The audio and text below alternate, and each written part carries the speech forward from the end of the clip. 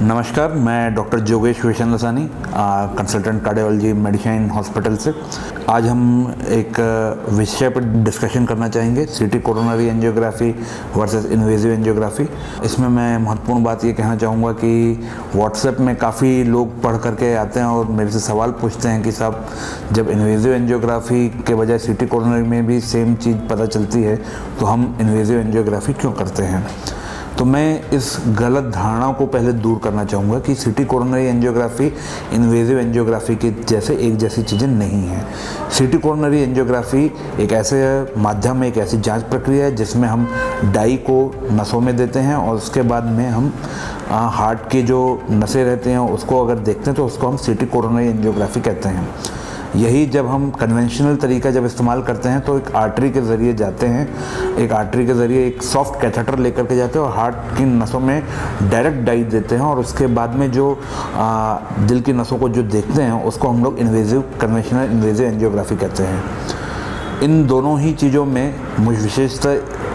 किस वजह से किया जाता है और कब किया जाता है इसके बारे में मैं बताना चाहूँगा। Invasive angiography heart attack, minor heart attack ऐसे समय में जब हार्ट की समस्या की संभावनाएं अत्यधिक लग रही हैं तब इन्वेजिव कन्वेंशनल एंजियोग्राफी किया जाता है। यदि ये एक स्टेबल चेस्ट पेन है, एक स्टेबल चेस्ट पेन का एक प्रकार है, एक ऐसी कंडीशन जिसमें मरीज़ को छाती में दर्द होता है लेकिन हमें ईसीजी में या तो भरपूर कारण नहीं मिल रहे हैं या जो कारण है वो इतने संपूर्ण नहीं है कि जिस पे हम उनको हार्ट की समस्या बता सकें, तो उस कंडीशन में किया जाता है। जिसमें मरीज को हम ट्रेडमिल जैसे टेस्ट नहीं करा पाते, उन कंडीशन में सीटी कोरोनरी एंजियोग्राफी किया जाता है। इन दोनों के जो रिजोल्यूशन रहता है, जो हम कहना चाहेंगे कि जो दिल की नसों को साफ साफ देखने का जो तरीका रहता है तो करीब दुगना साफ रहता है कन्वेंशनल एंजियोग्राफी में और उसे आज की तारीख में भी गोल्ड स्टैंडर्ड तरीका माना जाता है। लगभग स्पेशल रिजोल्यूशन 2 mm तक का रहता है, 0.2 mm तक का रहता है कन्वेंशनल में और सीटी कोरोनरी में ये 0.4 mm तक का रहता है। स्पेशल रिजोल्यूशन के बाद में हम टेम्पोरल रिजोल्यूशन की बात करें, चूँकि जो दिल है वो एक हर वक्त धड़कने वाला, मूवमेंट करने वाला एक ऑर्गन है, तो स्पेशल रिजोल्यूशन वो टेम्पोरल रिजोल्यूशन क्या रहता है, समय के साथ में जब डाई बहता है तो कैसे ब्लॉकेज अलग अलग तरीके से रिएक्ट करता है,